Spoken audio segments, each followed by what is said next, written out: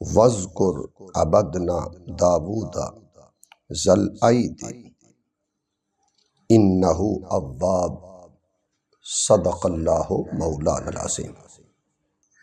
آج کی اس مبارک نشست میں اللہ رب العزت کے ایک عظیم الشان، عظیم المرتبت پیغمبر حضرت داؤد علیہ السلام کے حوالہ سے ذکر کروں گا۔ قرآن مجید میں اللہ تعالیٰ نے متعدد مقامات پر حضرت داؤد علیہ السلام کا مبارک تذکرہ کیا ہے۔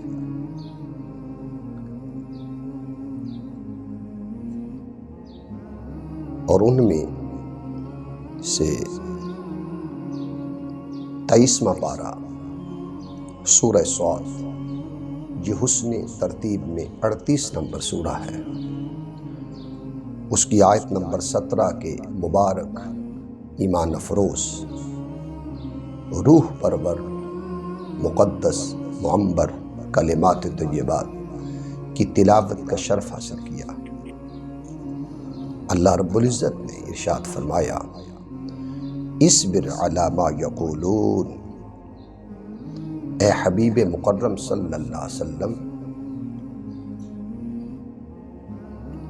جو کچھ یہ کہتے ہیں آپ اس پر صبر کریں۔ یہ دشمن لوگ آپ کی تبلیغ اور پیغام کے بدلے میں یہ جو کچھ کہتے ہیں، مطالبات کرتے ہیں، آپ اس پر صبر کریں۔ وَاذْكُرْ عَبْدَنَا دَاوُودَ ذَا الْأَيْدِ، اور آپ حضرت داؤد علیہ السلام کا ذکر کریں جو بڑی قوت والے تھے۔ إِنَّهُ أَوَّابٌ، بے شک وہ ہماری طرف بہت زیادہ رجوع کرنے والے تھے۔ قرآن مجید کا یہ وہ مبارک مقام ہے جہاں اللہ رب العزت نے حضرت داؤد علیہ السلام کی قوت کا ذکر کیا اور ان کا راجع ہونا، اللہ رب العزت کی طرف رجوع کرنا، اس کا ذکر کیا ہے۔ اسی طرح اگر ہم وہ ہستیاں جنہوں نے اپنی زندگی میں تحقیق کو پیش نظر رکھا، ان ہستیوں میں ایک ہستی حضور شیخ الاسلام، مفکر اسلام، مفسر قرآن، نابغہ عصر، پروفیسر ڈاکٹر محمد طاہر القادری صاحب کی ذات گرامی ہے، جنہوں نے اپنی زندگی میں قرآنی انسائکلوپیڈیا بنایا اور اس کی 8 جلدیں ہیں۔ اگر آپ 7ویں جلد دیکھیں، صفحہ نمبر 5133، اس جگہ آپ نے حضرت داؤد علیہ السلام کے حوالہ سے 16 آیات اکٹھی کی ہیں کہ اس مبارک قرآن میں مختلف پاروں میں، سورتوں میں، مقامات میں جہاں جہاں آپ کا ذکر مبارک کیا گیا ہے، اس کا تذکرہ ملے گا۔ تقریباً 9 ایسی صورتیں ہیں جہاں اللہ تعالیٰ نے آپ کا مبارک ذکر کیا ہے۔ ان میں آپ سورہ بقرہ دیکھیں، سورہ النساء، سورہ المائدہ، سورہ الانعام، سورہ اسراء، سورہ الانبیاء، سورہ النمل، سورہ سبا اور سورہ صاد۔ ان مختلف صورتوں میں اللہ تعالیٰ نے حضرت داؤد علیہ السلام کا ذکر مبارک کیا ہے۔ قرآن مجید میں اللہ تعالیٰ نے حضرت داؤد علیہ السلام کو بہت نعمتوں سے، فضل سے، رحمت سے، انعامات سے نوازا تھا، اور قرآن مجید اس کا ذکر کرتا ہے۔ اللہ رب العزت نے حضرت داؤد علیہ السلام کو کمال کا علم عطا کیا تھا، کمال کی حکمت عطا کی تھی۔ 19واں پارہ سورہ نمل، یہ 27واں سورہ ہے، اس کی آیت نمبر 15 میں ارشاد فرمایا وَلَقَدْ آتَيْنَا دَاوُودَ وَسُلَيْمَانَ عِلْمًا، ہم نے داؤد علیہ السلام اور سلیمان علیہ السلام کو علم عطا کیا۔ تو حضرت داؤد علیہ السلام یہ والد ہیں، اور حضرت سلیمان علیہ السلام یہ ان کے فرزند ارجمن اور شہزادے ہیں، نور نظر ہیں، اور اللہ پاک نے ان دونوں کو، باپ اور بیٹا، ان کو کمال کا علم عطا کیا تھا۔ پھر علم کے ساتھ ساتھ اللہ پاک نے ان پر جو خصوصی عطا کی وہ یہ کہ انہیں قوت فیصلہ کی دولت عطا کی۔ 17واں پارہ سورہ الانبیاء 21واں سورہ ہے، اس کی 79 نمبر آیت پڑھیں، ارشاد فرمایا فَفَهَّمْنَا سُلَيْمَانَ، ہم نے سلیمان علیہ السلام کو فیصلے کا طریقہ سکھایا۔ وَقُلًّا آتَيْنَا حُکْمًا وَعِلْمًا، اور ہم نے ان سب کو علم اور حکمت سے نوازا تھا۔ تو علم، حکمت، قوت فیصلہ، یہ وہ نعمتیں تھیں جس سے پروردگار عالم نے حضرت سلیمان علیہ السلام کو اور ان کے والد گرامی حضرت داؤد علیہ السلام کو شرفیاب کیا تھا۔ پھر قرآن مجید کا مطالعہ کریں تو اللہ رب العزت نے اپنی پاک کتاب میں اس عطا کا ذکر کیا جس کو خلافت کہا جاتا ہے۔ حضرت آدم علیہ السلام کی خلافت کا ذکر کیا، ان کی نیابت کا ذکر کیا، زمین پر اللہ رب العزت کا نائب بنا کر اتارا جانا، اس کا ذکر کیا۔ اس تناظر میں اللہ رب العزت نے حضرت داؤد علیہ السلام کی خلافت کا بھی قرآن مجید کے اندر ذکر کیا ہے۔ 23واں پارہ سورہ صاد، یہ 38واں سورہ ہے، اس کی آیت نمبر 26 کو دیکھیے، ارشاد فرمایا یا داؤد، اے داؤد علیہ السلام، انا جعلناک خلیفۃ فی الارض، ہم نے زمین میں اپنا تمہیں نائب بنایا ہے، اپنی نیابت سے شرفیاب کیا ہے، ہم نے تمہیں خلافت سے شرفیاب کیا ہے۔ تو اللہ رب العزت کی عطا کا عالم کہ علم بھی عطا کیا، حکمت بھی عطا کی، قوت فیصلہ بھی عطا کی، اور اس کے ساتھ ساتھ خلافت بھی۔ پھر اللہ رب العزت نے ایک اور عطا کی، وہ ہے کلام مقدس، زبور شریف، اس کتاب کا عطا کرنا حضرت داؤد علیہ السلام پر، یہ اس کی شان عطا ہے، یہ اس کی شان رحمت ہے۔ 6واں پارہ سورہ النساء، یہ 4تھا سورہ ہے، اس کی آیت نمبر 163 دیکھیں، فرمایا وَآتَيْنَا دَاوُودَ زَبُورًا، اور ہم نے داؤد علیہ السلام کو زبور عطا کی۔ پھر حضرت داؤد علیہ السلام کو اللہ پاک نے یہ شرف عطا کیا تھا کہ انہیں اپنی طرف کثرت سے توبہ کرنے والا پایا، رجوع کرنے والا پایا، پلٹنے والا پایا، اور ان کو ایسا شہزادہ دیا جس کا ذکر قرآن مجید کرتا ہے۔ 23واں پارہ سورہ صاد، یہ 38واں سورہ ہے، اس کی آیت نمبر 30 کا مطالعہ کریں۔ فرمایا وَوَهَبْنَا لِدَاوُودَ سُلَيْمَانَ، ہم نے داود علیہ السلام کو سلیمان علیہ السلام فرزند عطا کیا۔ نعم العبد، کتنا پیارا بندہ، خوب بندہ، انہو اواب، وہ کثرت سے توبہ کرنے والے تھے۔ تو حضرت داود علیہ السلام کو اللہ رب العزت نے فرمایا کتنا پیارا بندہ، توبہ کے ساتھ رجوع کرنے والا، جس کو ہم نے دنیا میں ایک چاند جیسا فرزند عطا کیا۔ پھر اللہ رب العزت نے ان کی رجوع کا ذکر کرنا، اللہ کی طرف راجع ہونا، راغب ہونا،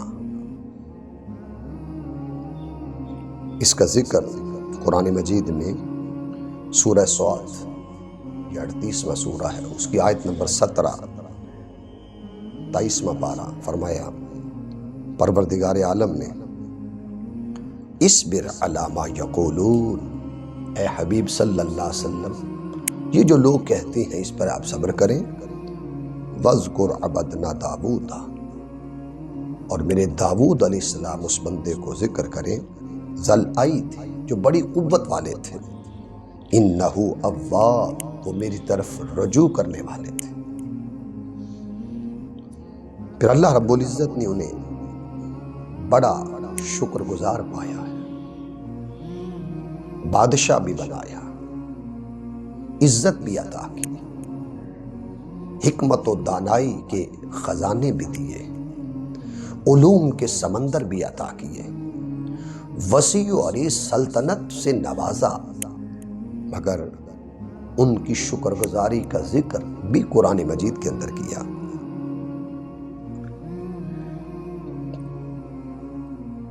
تیئیسواں پارہ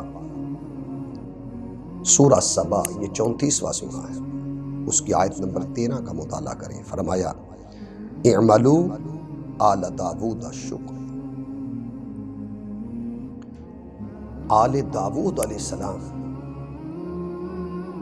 جو بڑے شکر کرنے والے تھے، وَقَلِيلٌ مِّنْ عِبَادِيَ الشَّكُورُ، اور ہمارے شکر گزار بندے بڑے تھوڑے ہیں،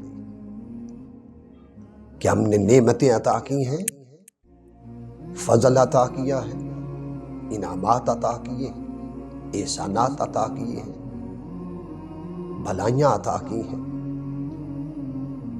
اس شرف اور انعامات کے باعث بڑے تھوڑے لوگ ہیں جو اس کا شکر کرنے والے ہیں۔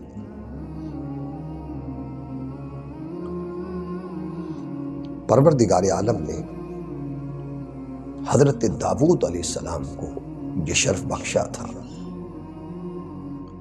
کہ ان کے ہاتھوں میں لوہا نرم ہو جاتا تھا۔ اس کا ذکر اللہ رب العزت نے 22واں پارہ سورہ سبا، 34واں سورہ ہے، اس کی آیت نمبر 10 میں آپ دیکھیے۔ فرمایا وَأَلَنَّا لَهُ الْحَدِيدَ، ہم نے لوہا ان کے لیے نرم کر دیا تھا۔ تو یہ آپ کا معجزہ تھا کہ جب آپ لوہا پکڑتے تو بالکل موم ہو جاتا، نرم ہو جاتا، پھر اس سے زنجیریں بناتے، معاش کے لیے محنت کرتے، ایک طرف حکومت ہے، بادشاہت ہے، سلطنت ہے، مگر دوسری طرف رزق حلال کے لیے کڑیاں، زنجیریں بنا رہے ہیں، اور اس سے رزق کما کر اپنے اہل و عیال کی خدمت کر رہے ہیں۔ فرمایا وَلَقَدْ آتَيْنَا داود منا فضلا، ہم نے داود علیہ السلام کو اپنی بارگاہ سے بڑا فضل عطا کیا تھا۔ یا جبال اوبی معہ، اور ہم نے حکم فرمایا تھا پہاڑوں تم ان کے ساتھ مل کر خوش الہانی سے پڑھا کرو، تسبیح پڑھا کرو۔ والطیر، اور ہم نے پرندوں کو بھی ان کے لیے مسخر کر دیا تھا۔ تو یہ خوبصورت آواز، یہ نغمگی، یہ اللہ کے عشق میں اس کی حمد و ثنا کرنا، یہ وصف تھا، یہ شرف تھا، یہ اعزاز تھا حضرت داود علیہ السلام کا، کہ وہ اللہ کے عشق میں فنا ہو کر جب اس کی ستائش کرتے، اس کی سبحانیت کا ذکر کرتے، اس کی ثنا کرتے، اس کی توصیف اور تعریف کرتے، جس سے نہ فقط پہاڑ گونج اٹھتے بلکہ پہاڑ بھی تسبیح میں شامل ہو جاتے، پرندے بھی شامل ہو جاتے۔ تو اللہ رب العزت نے انہیں کمال کا یہ شرف عطا کیا تھا کہ انہیں خوبصورت لہجے سے، خوبصورت آواز سے، دلسوز آواز سے اور حسن نغمگی سے ان کو نوازا تھا۔ تو اللہ رب العزت نے قرآن مجید میں جا بجا حضرت داود علیہ السلام کا ذکر مبارک کیا اور ان کے حسن تکلم کا ذکر کیا، حسن تسبیح کا ذکر کیا، حسن تحلیل کا ذکر کیا۔ پھر سرور کونین صلی اللہ تعالی علیہ وآلہ وسلم کہ صحابہ کرام بھی خوبصورت لہجہ رکھنے والے تھے، جس طرح حضرت ابو موسیٰ اشعری رضی اللہ تعالیٰ عنہ یہ ایسے قاری قرآن تھے جس سے آقا دو جہاں صلی اللہ علیہ وسلم خود قرآن مجید سماعت کرتے۔ حالانکہ حضور نبی اکرم صلی اللہ علیہ وسلم جس طرح اللہ پاک نے انہیں جمال میں اعلیٰ بنایا، نسب میں اعلیٰ بنایا، حسب میں اعلیٰ بنایا، اخلاق میں اعلیٰ بنایا، صفات میں اعلیٰ بنایا، ذکر میں اشرف اور اعلیٰ اور بالا بنایا، انہیں منصب میں اعلیٰ بنایا، رسالت میں، نبوت میں، آدمیت میں، بشریت میں اعلیٰ بنایا، کردار میں اعلیٰ بنایا، اسوہ میں اعلیٰ بنایا۔ ان صفات کے ساتھ ساتھ اللہ رب العزت نے انہیں حسن صوت میں بھی سب سے اعلیٰ بنایا تھا۔ صحابی کہتے ہیں میں نے عشاء کی نماز آقا دو جہاں صلی اللہ علیہ وسلم کے ساتھ ادا کی، آپ امامت فرما رہے تھے اور آپ نے نماز عشاء میں سورہ 3 کی تلاوت کی۔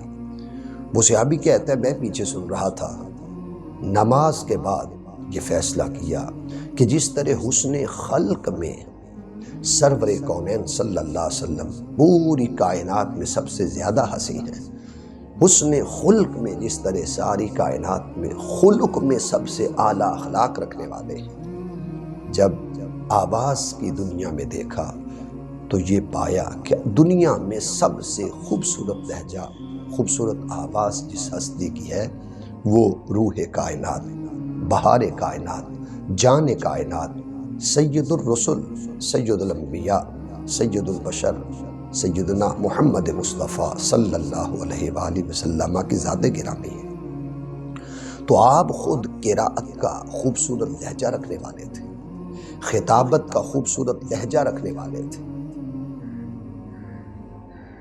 اس کے باوجود آپ نے اپنے قاری رکھے ہوئے تھے اور کبھی حضرت ابو موسیٰ اشعری رضی اللہ تعالیٰ عنہ ان سے فرماتے کہ قرآن سناؤ۔ ایک روز انہوں نے قرآن مجید کی تلاوت کی تو حضرت ابو موسیٰ اشعری کی آپ تلاوت سنتے رہے اور بخاری شریف میں یہ حدیث ملتی ہے، حضور سرور کونین صلی اللہ علیہ وسلم نے آخر میں فرمایا یا ابا موسیٰ، اے ابو موسیٰ، لقد اوتیت مزمارم من مزامیر آل داود، تجھے آل داود علیہ السلام جیسی سریلی، خوبصورت، دل آویز اور دلسوز آواز عطا کی گئی ہے۔ اس میں سے وہ جو داود علیہ السلام کا لہجہ تھا، اس میں سے تمہیں خوبصورت آواز اللہ رب العزت نے عطا کی ہے۔ پھر آقا دو جہاں صلی اللہ علیہ وسلم نے حضرت داود علیہ السلام کے نماز کی تعریف کی ہے اور روزے کی تعریف کی ہے اور ان کی شب بیداری کی تعریف کی ہے، اس لیے کہ آپ کثرت سے روزے رکھنے والے، عبادت کرنے والے، شب بیداری کرنے والے اور اللہ رب العزت کی یاد کرنے والے تھے۔